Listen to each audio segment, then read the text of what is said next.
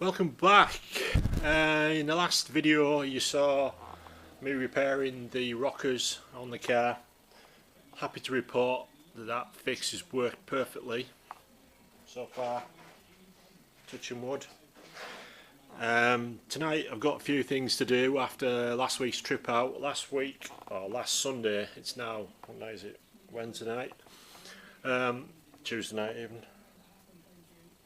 Yeah, after last week's trip out to Bella, which was a supercar show over the northeast, I'd done a few mods before that, another set of mods, and I just wanted to see how they were working really. Tonight's jobs, I've got to swap the front and back tyres because the fronts are getting low. I've got to check the output from the USB for charging, because it doesn't appear to be working properly. It's constantly flicking on and off, so I've got an app on my phone that can check that. And then I'll also show you the mods that I did to the breather system, which have worked really well.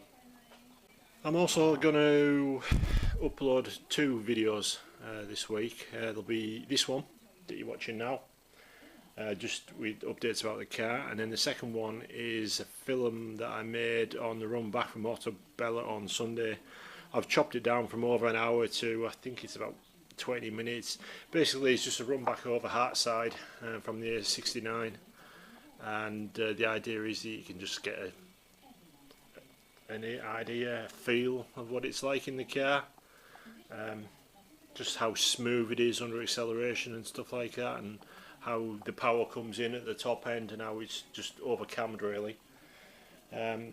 Things to note are the things governing your speed on that back road is number one, dodging the potholes, because there's some really nasty ones, and I'm on 10-inch wheels so I can really feel them as well.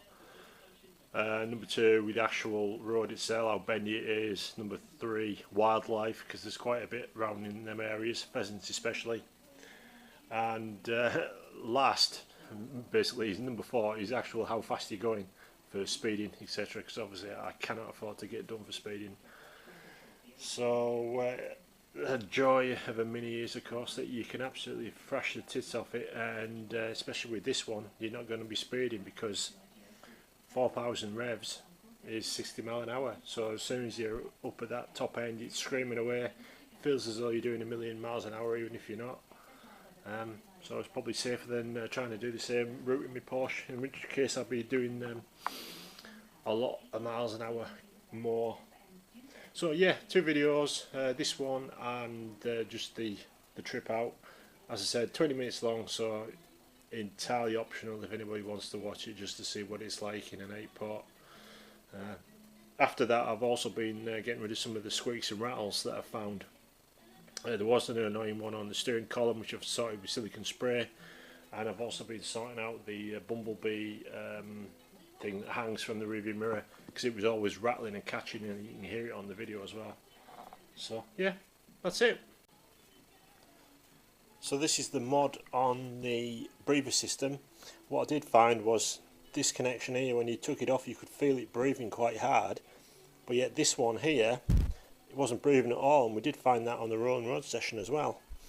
Now between Thurston, which was the Sunday after the last video where I was repairing the rockers, I checked this pipe and it was really gunged up inside with mayonnaise, and it just didn't seem to breathe that well. And then this Saturday, before I went to Bella, what I realised finally was that these connections into the catch tank here, yes, it may be a 1/2 inch external fitting for this pipe, but the hole inside, or the hole going into the catch tank, was only 5mm. So what I did was I took these out, put them in the drill, and opened them both up to 8mm. Now after the run out to Bella and back, obviously I wasn't holding back at all on the way back, and that's about the sum total of oil that's come out, whereas before that would have been running out of oil, and there would have been oil all over here and out of the T-pieces and everything. So that has basically fixed it by enabling it to breathe better. it does probably mean I'll have to keep an eye on the catch tank a bit more, but apart from that, we're sorted. Another job completed was I finally got round to cleaning and re-oiling the air filter. I used the proper stuff from ITG, because that's what it is, it's an ITG filter, and the air filter looks miles better than it did. It was obviously basically running dry, so what I did was use the fluid to wash it out, and it was quite dirty and almost oily. And then after it had dried in the sun on Saturday afternoon, put the oil on it and just left it to you rub it in, put the oil on, rub it in, and then just leave it to absorb it. And it stayed this lovely black sort of colour that you can see even during the show when the bonnet was off all day. It has collected a few flies and stuff that are stuck in there now, so that is the difference between it running dry as it was, I think. Stuff just brushed off, now it's sticking to it. But again, another improvement. I've still got the issue where it's fouling down here and the back plate isn't sitting straight, but it does seal, but it's just less than ideal. The other thing I've also noticed is after the dyno session, obviously the dyno was done with no bonnet on, that now that as soon as you run with the bonnet on, it's obviously right here, the mixture is a lot richer, so I'm having to tweak it and into what I'm calling an economy map. Taking a lot of fuel out, because otherwise when you're cruising about it's just too rich. The only other option would be to drill holes in the bonnet, which I don't really want to do at this stage anyway, and the bonnet's going to go away for paint. Well, the whole car's going in for paint in a couple of weeks. Going to get the bonnet done, the arches done, and hopefully some of the yellow chips and stuff sorted at the same time. I'll speak to Des nicely and see what he can do. Okay, so back inside the car, testing the USB output, which is that little gizmo there. It displays the voltage that it's receiving, and then there's two outputs, a 1 amp and a 2.1 amp output for the USB at 5 volts obviously. What I've got is this app that should tell me how much it's outputting.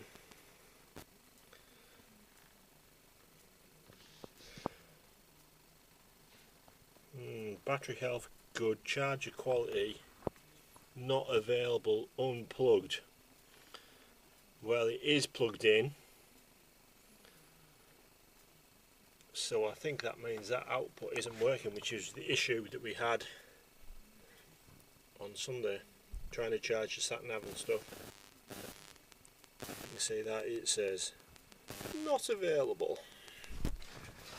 So in theory, if I move that to the other plug, does it make any difference? No. So I think that proves that over there, that USB output is bugged. So that's one job sorted for tonight. Also, this is the vibration dampening I've put on my little Bumblebee biatch. A bit of self-adhesive padding on the back so it doesn't bang against the mirror, and then exhaust washer tubing on the keyring so it doesn't vibrate on the hanger. Another job that you can't see under there at all is the heater pipes. We've deduced that the massive amount of heat that we get in the cabin in the car is from the heater pipes, because the heater is ducted so that the water's going through it the whole time. There's no tap. So what I've got coming, is some of this wrap, the same as I've got on the pipes in the engine bay, and the idea is that we'll put it on the heater pipes and see if it cuts down on the heat in the cabin, because it's absolutely ferocious under there at the moment. When I went to Lauder 2 weekends ago, Karen just had shorts on and her legs are red from the heat, and Krista was complaining yesterday as well, so we'll see if that makes a difference, but it should come towards the back end of this week, so hopefully I can get that on before this Sunday show, which is Grassmere, and see if that helps cut down the in-cabin heat. So I'm getting rid of the noise from the rattles up there and the heat from down there. Hopefully I've sorted the rattle and squeak from the steering column. So yeah, trying to make it a nicer place to be.